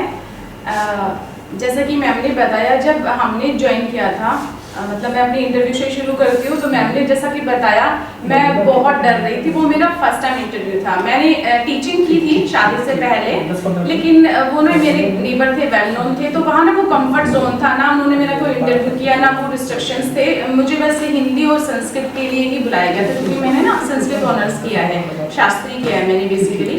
तो मुझे ना उन 2 सब्जेक्ट्स के लिए बुलाया जाता था। तो मेरे मतलब 3-4 पीरियड्स ही होते थे। तो वहाँ वो कंफर्ट जोन था, तो वो डर भी नहीं था। अंकल बड़ा पोलाइटली बात करते थे, तो मैंने ना वो मतलब वो फेज नहीं देखा कि हाँ बिल्कुल टाइमली जाना और एकदम से ना पीरियड्स टू पीरियड्स वो ध्यान रखना। मैनेजमेंट तो होता है कि हाँ आपका पीरियड है, बट वो डर नहीं था, वो कंफर्ट जोन नहीं था जो अदर स्कूल्स में होता है कि हाँ है ना प्रिंसिपल सर हैं या इस तरह से खड़े नहीं होना, इस तरह से वो नहीं करना। तो मैंने मतलब उस चीज़ को एक्सपीरियंस नहीं किया था। फिर मैं यहाँ आई तो मैंने जब मैम से बात की, मतलब मेरी मदर इन लॉ ने बोला था कि हाँ जैसा स्कूल है तो आप ना यहीं ज्वाइन कर लो, इजी रहेगा, क्योंकि मेरा बेटा उस टाइम बस 1 साल का ही था जब मैंने ना इंटरव्यू दिया तब। तो उस टाइम पे मैं थोड़ी सी हूँ शुरू से ही शाय नेचर रहा है मेरा, थोड़ा डिजर्व सा नेचर रहा है, तो इतनी जल्दी ओपन अप नहीं हो पाती हूँ। तो जब मैंने मैम से बात की तो मेरी आवाज़ में भी इतनी शिवरिंग थी कि मैं बता नहीं सकती। अभी भी है लेकिन अब बहुत ज़्यादा इम्प्रूवमेंट है। आप सोचो उस टाइम पे क्या होगा फिर लेकिन मैम ने भी मतलब वो कंफर्ट जोन दिया, बहुत अच्छे से बात की। और मैम ने मुझे उस टाइम पे भी ये बोला कि आपसे बात करके बहुत अच्छा लगा, आपके अंदर वो सीखने की चाह है, कुछ करने की चाह है, तो आप ना ज्वाइन करो। तब से मतलब वो अच्छा लगा कि हाँ। और फिर मैम जब भी आते थे ना, मतलब हमने तो मैम से ही सीखा बहुत सारी चीज़ें, सिर्फ प्रोफेशनल लाइफ में भी नहीं, पर्सनल लाइफ में भी। हम कहीं पे भी स्टक हुए हैं, कोई भी प्रॉब्लम आई है, तो जैसे मैम ने बताया मैम काउंसलर भी है, तो मैम ने हमें वहाँ पे भी बहुत हेल्प किया है ना कि कैसे हम चीज़ों को हैंडल कर सकते हैं पर्सनल लाइफ में, प्रोफेशनल लाइफ में। फिर हमने स्कूल शुरू किया तो मैम ने भी फर्स्ट से ही हमें बताया कि आप ऐसे कर सकते हो, ऐसे कर सकते हो। अपने बच्चों को कराना एक डिफरेंट चीज़ है, बट बाकी बच्चों को कराना है ना, दूसरे बच्चों को कराना, वो बहुत अलग है सचमुच में ना। मैंने जो स्कूल किया था वो भी मेरा 6th 7th 8th स्टैंडर्ड्स थे ना तीनों, तो मेरे पास छोटे बच्चे थे ही नहीं, तो मतलब बस अपने बच्चों के अलावा मैंने ट्यूशन क्लासेस भी नहीं लिए थे, इतने थोड़े बहुत टाइम ही कराया था। फिर जब वहाँ से शुरू किया तब पता लगा कितना मुश्किल है इतने सारे बच्चों को एक साथ संभालना कोई कुछ बोलता है आपको सुनते ही नहीं है बच्चे, आप क्लास में एंटर कर रहे हो उन्हें फर्क नहीं पड़ता है ना, उन्हें डर लगता है कि मैम आए हैं, क्योंकि हम छोटे बच्चों को डरा भी नहीं सकते, अगर हम उन्हें डराएंगे तो उन्हें किसी स्कूल भी नहीं आएंगे। तो शुरू में तो बड़ी दिक्कत हुई, फिर मैम ने हमें समझाया कि आप उनसे ऐसे बात करो, ऐसे बात करो। फिर जिस कम्युनिटी में हम काम कर रहे हैं ना, वजीराबाद में ना बेसिकली किराएदार हैं वहाँ पर ना, माइग्रेट्स हैं मोस्टली केसेस, बहुत गांव के बच्चे कुछ एक बच्चे आते हैं, पर ज़्यादातर जो है वो किराएदार हैं। और ये हमारा स्कूल ना बेसिकली उन्हीं के लिए है वहाँ पर, क्योंकि और बहुत सारे स्कूल हैं आसपास, प्राइवेट स्कूल्स भी हैं, गवर्नमेंट स्कूल भी हैं, लेकिन हमारे स्कूल में यही है कि बहुत कम फीस स्केल पे हम बच्चों को इंग्लिश मीडियम वाली एजुकेशन प्रोवाइड कराते हैं। और वो एजुकेशन जो अच्छे अच्छे स्कूल्स में बच्चे लेते हैं ना, वो हम अपने स्कूल में उनको प्रोवाइड कराते हैं। तो इसी वजह से हमारे स्कूल्स अभी तक भी सेल्फ सस्टेनली रन कर पा रहे हैं ना, क्योंकि हम बच्चों को समझ के उनके अकॉर्डिंग ही वो सारा प्लान करते हैं। जितनी भी स्किल्स मैम ने बताई यहाँ पर ना, ये हमारे जो अचीवमेंट कार्ड में है ना, जो मैम ने डिज़ाइन किए हैं उन सब में है। पेरेंट्स के लिए समझना डिफिकल्ट होता है, उन्हें ना वो मतलब पीटीएम के टाइम पे क्वेश्चनिंग भी करते हैं कि मैम और स्कूल्स में तो ऐसा होता है कि मैथ्स में इतने, हिंदी में इतने, यहाँ पे तो ये कुछ और ही लिखा हुआ है। तो हम उन्हें फिर बताते हैं, एक्सप्लेन करते हैं कि ये बच्चों की वो एक्टिविटीज़ हैं, ये एक्टिविटीज़ हैं, बच्चा आपका बच्चा मैथ्स में अच्छा कर रहा है नहीं कर रहा है वो आप घर पे भी पता कर लोगे, है ना। अगर आप पेपर देखोगे, हम पेपर भी उन्हें शो करते हैं क्योंकि उन्हें पेपर्स चाहिए होते हैं, बट वैसे भी रेगुलरली ना एवरी वेडनेसडे बच्चों की वर्कशीट्स निकालते हैं, वर्कशीट्स देते हैं, जैसे पेपर होते हैं ना, तो पेरेंट्स को भी पता होता है कि हाँ हमारा बच्चा एकेडमिक में ऐसा कर रहा है। बट मेनली प्री स्कूल्स में क्या होता है, उनकी ओवरऑल ग्रोथ का हमें चार्ट तैयार करना पड़ता है, जिसमें ये सारे स्किल्स इन्वॉल्व होते हैं। और इन्हीं स्किल्स को ध्यान में रखते हुए हमें बच्चों को एक्टिविटीज़ करानी होती है, क्योंकि वही छोटे बच्चे हैं, वो सुन के नहीं करेंगे, तो उन्हें दिखाना पड़ता है, क्योंकि बच्चों को कलर, ये सारी चीज़ें, अलग अलग तरह की साउंड्स, ये बहुत अट्रैक्ट करती हैं, उनका कंसंट्रेट बढ़ता है। वही सारी चीज़ें हमने अपनी इस जर्नी में सीखी है। मुझे 9 साल हो गए, मेरा बेटा 10 साल का हो गया मैं तो पिछले 9 साल से हम इन्हीं चीज़ों पे काम कर रहे हैं। अब वो कॉन्फिडेंस आ गया है कि हाँ हम पेरेंट्स को भी, सब तरह के पेरेंट्स आते हैं, जैसे सुनीता मैम ने बताया ना, ओवर कॉन्फिडेंट पेरेंट्स भी आते हैं, बिल्कुल जो उनका भी स्कूल नहीं गए वो पेरेंट्स भी आते हैं, सबको हैंडल करते हैं, सबसे बात करते हैं, सबको कंसोल भी करते हैं, सबको दिखाते भी हैं, बताते भी हैं। हमारा तो जो स्कूल है वो सेंटर की बिल्डिंग में है सेम, तो हमें तो और भी दिक्कत होती है, गेट पे भी ध्यान रखना पड़ता है, क्योंकि सेम ही गेट है मैम, एंट्रेंस एक ही है, बहुत ध्यान रखना पड़ता है बच्चों का। कहीं इतने छोटे बच्चे इतने शरारती होते, हल्का सा गेट खुलाने में निकल जाते हैं, शिनचैन है ना वो सारे शिनचैन इन्हें तो पेरेंट्स खुद बोल के जाते हैं। हम भी एडमिशन के टाइम पे सारी चीज़ें क्लियर करते हैं कि बच्चे को स्पेशल चाइल्ड तो नहीं है, क्योंकि ना पेरेंट्स का ये होता है कि हाँ उन्हें होता है कि हमें काम करना है, बच्चा यहाँ रहेगा। लेकिन ये पेरेंट्स की ड्यूटी बनती है कि वो टीचर्स को या स्कूल को है ना पहले ही बताएं कि हमारे बच्चे के साथ ये दिक्कत है, ये दिक्कत नहीं है। फॉर्म में भी हमारा वो कॉलम्स होते हैं, बट वैसे भी डायरेक्टली बात करना बहुत ज़रूरी है, क्योंकि पेरेंट्स छुपा लेते हैं, बाद में बच्चे के साथ दिक्कत होती है। एक बार हमारे साथ ऐसा हुआ तो उसके बाद तो हम स्ट्रिक्टली सारी चीज़ें क्लियर करते हैं। फिर उसके बाद जैसे मैम ने बताया कि हम बच्चों को दिखाते हैं, कराते हैं और उनको उनमें इन्वॉल्व करते हैं। इसी तरह की एक्टिविटीज़ हमने भी सीमा मैम से पहले भी ट्रेनिंग दिलाई है, मैम ने हमें तभी यहाँ आपके सामने खड़ा किया है। और उसी का एक छोटा सा है ना, वो हम आज आपके सामने पेश करेंगे। एक छोटी सी स्टोरी है। स्टोरी नहीं मैम, स्टोरी तो बाद में कराओगे आप, है ना, एक्टिविटी कराएंगे। थोड़ा दिनेश मैम अपने बारे में बताएंगे। अलका मैम है, दिनेश मैम मेरे से भी पहले के हैं, मैंने थोड़ा बाद में ज्वाइन किया था, दिनेश मैम मेरे से भी पहले, अलका ने मेरे बाद ज्वाइन किया। फिर आ जाओ। मैंने रीड इंडिया का स्कूल 2015 में ज्वाइन किया था, मार्च में। 10 साल हो गए हैं मेरे को यहाँ पे ज्वाइन करे। उससे पहले मैं और किसी स्कूल्स में पढ़ाती थी। 5 साल मैंने और स्कूलों में पढ़ाया था, बड़ी क्लासेस को, 2nd 3rd को। और उसके बाद जब मेरे को अपने रीड इंडिया का पता लगा कि छोटे बच्चों का है और घर से ज़्यादा दूर नहीं, बहुत पास में है, तो मेरे इन-लॉज ने बोला कि इस स्कूल में एक बार देख लो, पास में ही है। तो यहाँ गई, यहाँ पे मेरे को सब चीज़ें ऐसे लगा कि जैसे कि अपना फैमिली वाला एटमॉस्फेयर होता है, सेम वही चीज़ के छोटे बच्चे हैं और इनके साथ काम करने में ज़्यादा मज़ा आएगा, कुछ नया सीखेंगे। हमारे घर भी छोटे बच्चे हैं। तो उस टाइम पे मेरा बेटा छोटा ही था, 4-5 साल का था, तो उसको मैं उस टाइम से नहीं डील कर पाती थी, क्योंकि वो उस एज से निकल चुका था। जो कि अब हमारे स्कूल में छोटे बच्चे ज़्यादा हैं, तो उसको मैं इतना नहीं कर पाई, क्योंकि सीखते सीखते अब इतनी नॉलेज हो गई है कि अब अपने देवर की 2 गुड़ियाँ हैं, उनको मैं इतने अच्छे से कराती हूँ कि जहाँ वो ट्यूशन जाती हैं दोनों बेटियाँ, वहाँ से उसकी मम्मा ने उनका नाम हटा के कह दिया नहीं अब अपनी बड़ी मम्मा के पास ही पढ़ना, क्योंकि उनके स्कूल में भी यही एक्टिविटी वगैरह होती है, कुछ भी काम होता है, मम्मा हमारी हेल्प करा दो, हमें ऐसे पढ़ा दो, कोई स्टोरी है, तो उन्हें यहाँ पढ़ने में मजा आता है। अपने पापा से बोलते पापा हमारी तो बड़ी मम्मा है ना, पूरी ट्यूशन वाली मैम है, तो हम इन्हीं के पास जाएंगे ट्यूशन, क्योंकि जो उनके हमारी LKG UKG क्लास 1 का होता है, सारा सिलेबस उन्हें जैसे मेरे को आ गया अच्छे से, तो मैं बहुत अच्छे से करा पाती हूँ। तो कहीं ना कहीं बेनिफिट ही होता है, उनके साथ साथ हमें भी काम करने को मिला, तो इतना सब कुछ सीख लिया हमने। और रही जैसे मैम ने ट्रेनिंग्स दी हैं, वो सब उसी का ही है कि मैम ने इतना एफर्ट हमारे अंदर डाला, वरना हम कुछ भी नहीं थे, 0 थे, लेकिन आज इस लेवल पे हैं, यहाँ खड़े हैं, तो सब मैम के कारण। हीरो बन गए, हीरो बन गए मैम, 0 से हीरो बन गए। जीरो कोई नहीं होता, तो टाइम पे जीरो कोई नहीं होता। आप में बहुत अलग कैपेसिटीज और कैपेबिलिटीज थी, राइट? बस वो उनको दिखाया है, हमने उनको ट्रेनिंग्स के थ्रू निकाला बाहर और आप लोगों को ये दिखाया कि आप ये कर सकते हो। अगर आज आप यहाँ खड़े हो तो वो अपनी कैपेबिलिटी से खड़े हो, बिकॉज आप करना चाहते थे, तो आपको पता नहीं था कि मैं ये कर सकती हूँ, बस हमने उसको बाहर निकाला। तो 0 लेवल कहीं नहीं होता। अगर हम एक चीज़ नहीं कर पा रहे तो बाकी 10 में हम शायद बहुत अच्छे होते हैं, राइट? तो आपने अपने आप को खुद उभारा, खुद निकाला बाहर, जो बहुत बढ़िया बात है। So thank you so much. हाँ जी अलका। मेरा नाम अलका है और स्टार्टिंग में मैं मैम को भी नहीं जानती थी। फर्स्ट टाइम दिनेश मैम से मिली थी अदर स्कूल्स में, शिव पब्लिक नाम का स्कूल है, वहाँ मैंने इनके थ्रू ज्वाइन किया।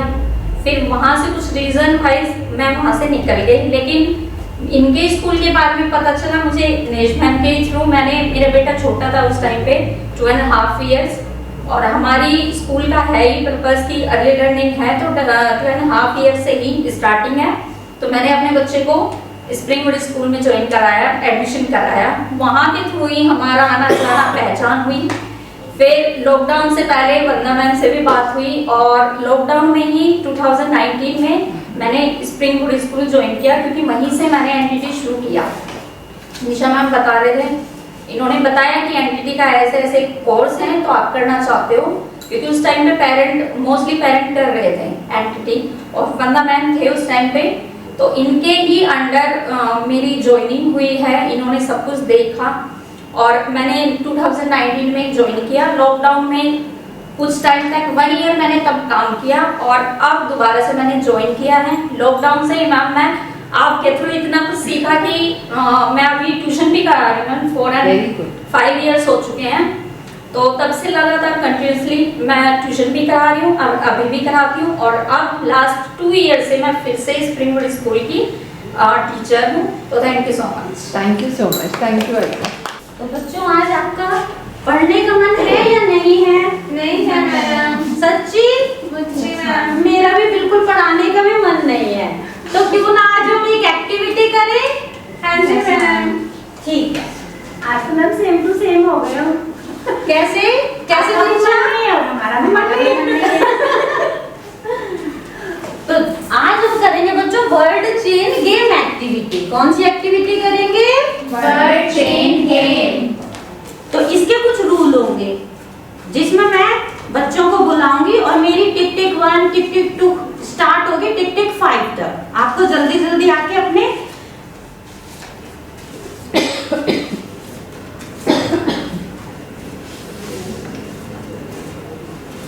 इनमें से वर्ड सिलेक्ट करने हैं आपको, ठीक है?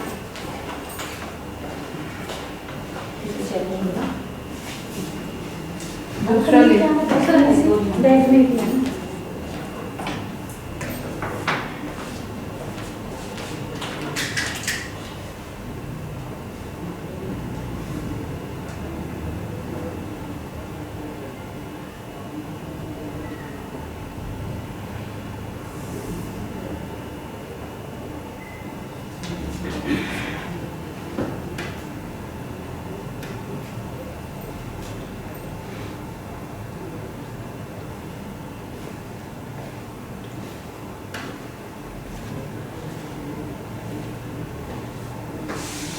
देखो मैंने इसमें कुछ वर्ड्स लिख दिए हैं, तो आपको क्या करना है, जो हमारे वर्ड्स का लास्ट वाला अल्फाबेट है उससे आपको यहाँ पे 3 क्या है फ्लैश कार्ड। फ्लैश कार्ड, हाँ 3 फ्लैश कार्ड जल्दी जल्दी आके ढूंढने होंगे।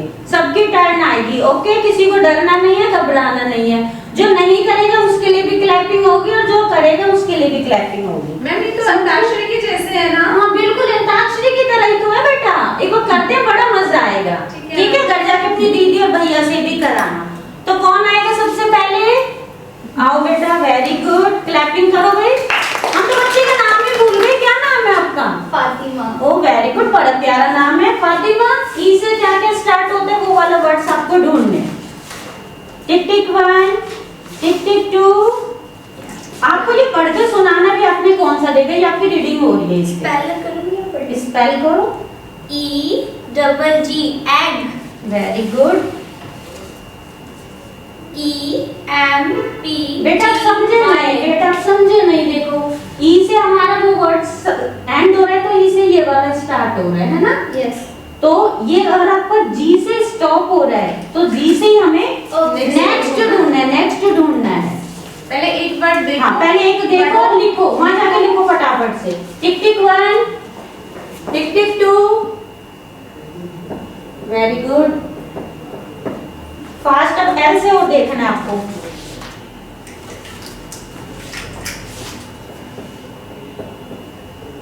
हाँ, क्या बन गया ये? क्या बन रहा है? लाइन। मैडम जी आपने क्या लिखा, मुझे तो नहीं पता।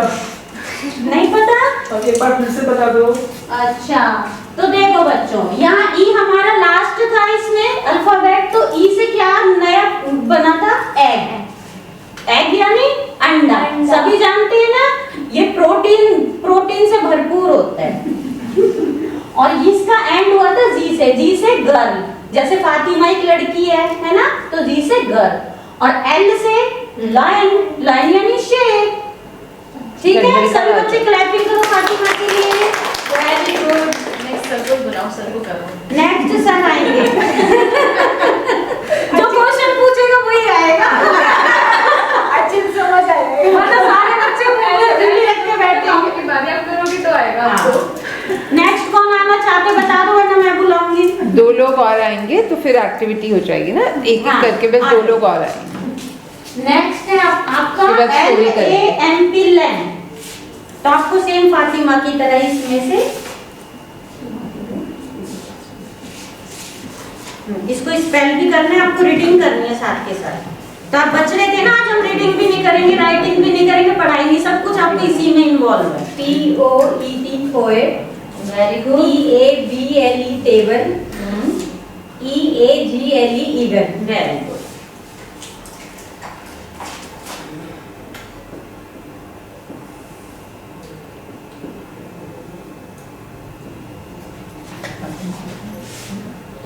सो ये जो लेटर्स हम कर रहे हैं, ये आप अपने एज ग्रुप के अकॉर्डिंग वो वाले वर्ड्स को यूज़ कर सकते हो, राइट? जो भी बच्चे आपके पास आ रहे हैं, जिस एज ग्रुप के आ रहे हैं, आप उनके अकॉर्डिंग, उनकी एज ग्रुप के अकॉर्डिंग, उनकी कैपेसिटी के अकॉर्डिंग आप लोग तो बच्चा भी बहुत इंटेलिजेंट है, घर पे पढ़ाई करते हैं, खेलता कम है। स्माइल बहुत अच्छी है उस बच्चे की। मैं नेक्स्ट में आऊंगी। Yes. ROCK raw. So the last letter is K.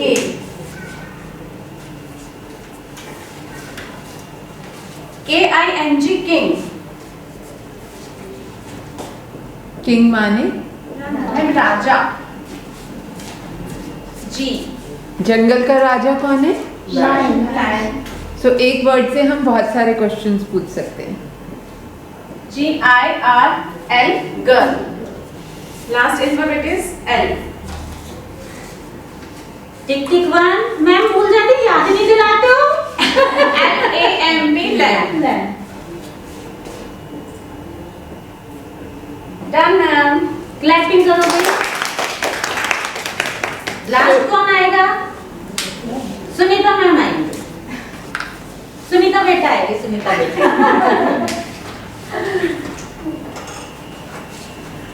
Table. Fast भी करना है ना, ये टाइमिंग का भी ध्यान रखना है। एम्प्टी मींस खाली।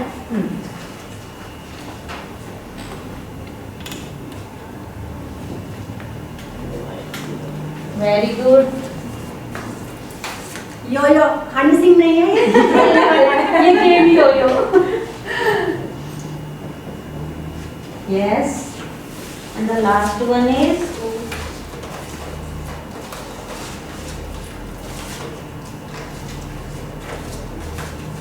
वो नहीं है मैम। मैम ये क्या बात हुई? वो से मैम आप कुछ भी लिख सकते हो, कुछ भी। ये भी आपके लिए टास्क है ना। Okay okay onion. Yes. Onion means प्याज। तो इसको और इंटरैक्टिव बनाने के लिए मैं थोड़ा सा और था, एक लाइन हो रहा है। तो देखो, ये आपका होमवर्क है, घर से आपको नोटबुक में तो करना ही है। अब आपकी फैमिली मेंबर में आप सब जानते हो ना कौन कौन है ना बच्चों? Yes, ma'am. तो आपको अपनी फैमिली मेंबर्स के नेम लिखने हैं फर्स्ट, तो ठीक है? जो आपके दादू दादी मम्मा पापा सबके नेम लिखे। तो उनका जो भी, जैसे मान लो मेरा नाम दिनेश है, सबके लास्ट वर्ड का सबको ही होमवर्क है, अपने अपने फैमिली मेंबर्स के बाद सबसे बोलना सेम 3 वर्ड्स इस तरह लिख के लेके आएंगे। ठीक है? इंटरेस्टिंग है? नहीं समझे? ये बच्चा बहुत ही सो गया था लगता है ये बेटा। देखो, ये हमारी फैमिली मेंबर्स के नेम लिखने हैं आपको घर से। तो मान लो ये है आपका नाम, ठीक है? तो लास्ट हमारा अल्फाबेट तो वो है H। क्या है? H। H से आपको, जिस तरह हमने ये वाले गेम करे थे एक्टिविटी, H से क्या होता है और से लिख सकते हो। Good afternoon, my lovely children. How are you all? That's great. Okay, so today we are here to listen to a story. Are you all excited? Yes. Very good. But before begin the story, let's sing our song. Okay? So जैसा ma'am करेंगे आपको भी वैसे ही करना है। Ring, ring, ring the bell. Ring, do everyone. Ring, ring, ring the bell. So everyone can hear. Ring, ring, ring the bell. So everyone can hear. It's time to come together as story time is here. Very good.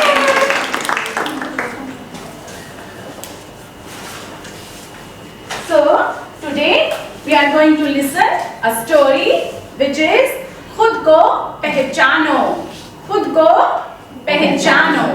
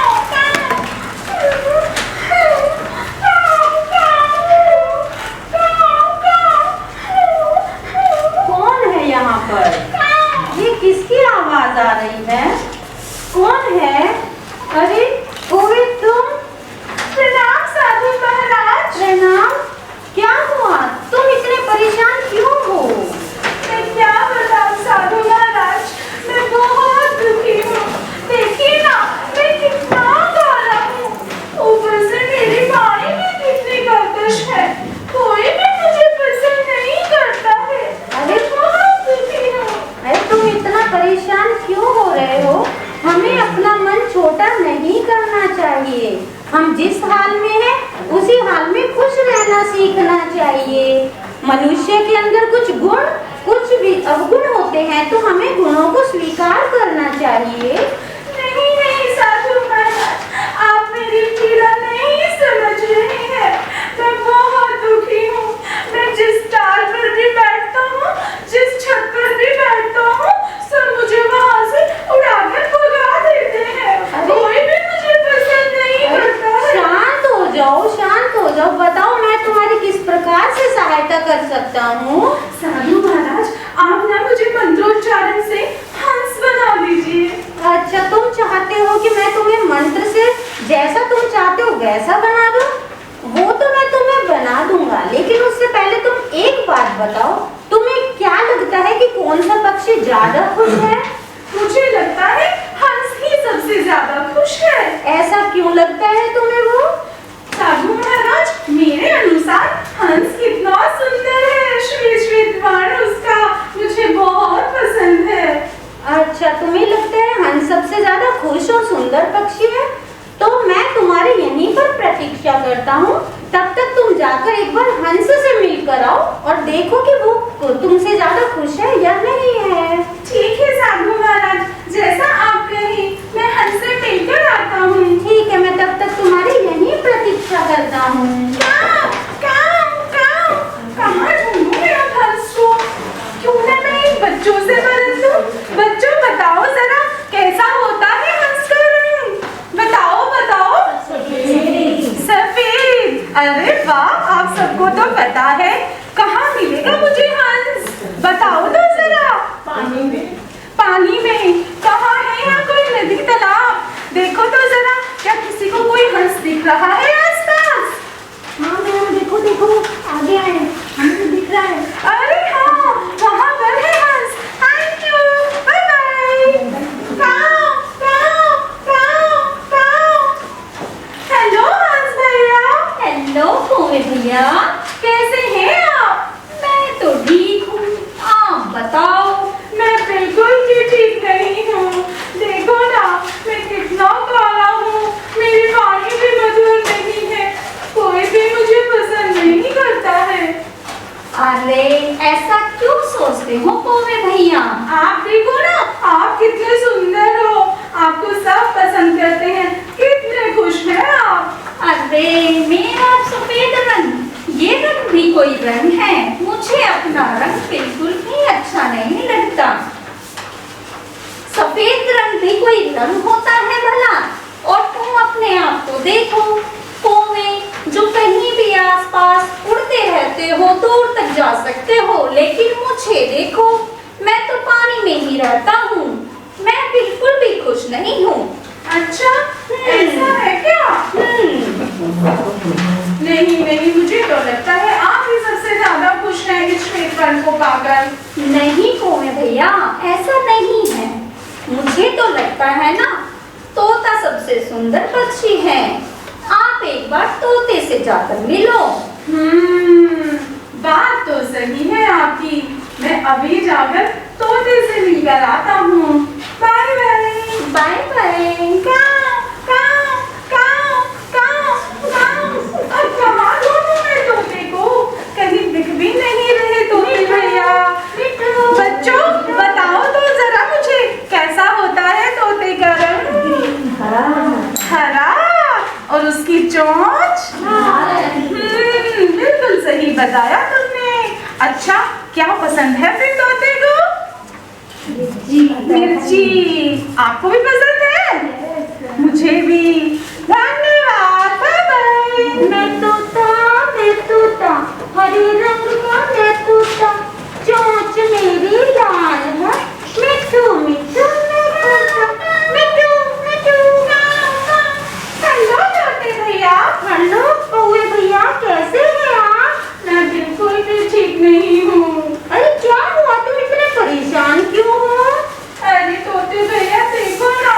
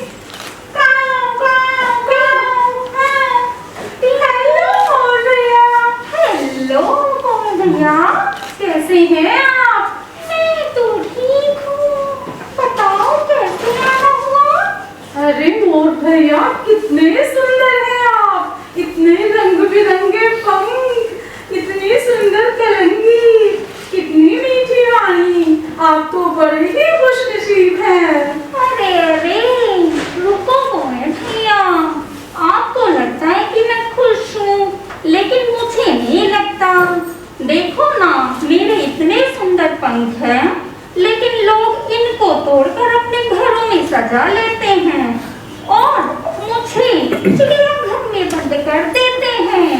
तो बताओ मैं कैसे खुश हुआ? मैं नहीं हूँ बिल्कुल खुश। पीड़ा तो आपकी भी सही है, ठीक कहा आपने। ठीक है मोर भैया, चलता हूँ, बाय बाय। Bye bye.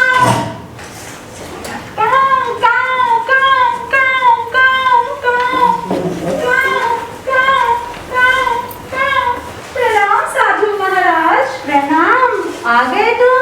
हाँ जी साधु महाराज, जैसा आपने कहा मैं हंस से ही नहीं अभी तो बाकी पक्षियों से भी मिलकर आया हूँ। तो कैसा रहा तुम्हारा सफर? साधु महाराज, मैंने सबसे पूछा, इतने सुंदर पंख, रंग, रूप और वाणी को पाकर वो बहुत खुश होंगे, किंतु पता है आपको? बताओ। उनमें से कोई भी पूर्णतः खुश नहीं है। सब अपनी अपनी व्यथा से पीड़ित हैं। तुम्हें पता है, इसलिए मैंने तुम्हें वहाँ पर भेजा था कि ताकि तुम अपने अनुभव से यह जान सको कि कुछ भी हमारे अंदर गुण या अवगुण के अलावा कोई ऐसा नहीं है, कि हमें अपने गुणों को जानना चाहिए। तो हमें अपने गुणों को पहचानना है, खुद को पहचानना है। बिल्कुल उचित कहा साधु महाराज आपने। हमें केवल अपने छोटे छोटे अवगुणों पर ध्यान न देकर अपने गुण और विशेषताओं के साथ खुश रहने का प्रयास करना चाहिए। मुझे लगता है कि तुम ही सबसे ज्यादा खुश पक्षी हो। तुम्हारा काला रंग ही है जिसके कारण तुम्हें कोई पकड़ता नहीं है और तुम्हें कोई पिंजरे में भी बंद नहीं करता। बिल्कुल ठीक कहा आपने साधु महाराज, बहुत बहुत धन्यवाद। जीते रहो, खुश रहो। ठीक है साधु महाराज, चलता हूँ। काऊ, काऊ, काऊ, काऊ, काऊ, काऊ।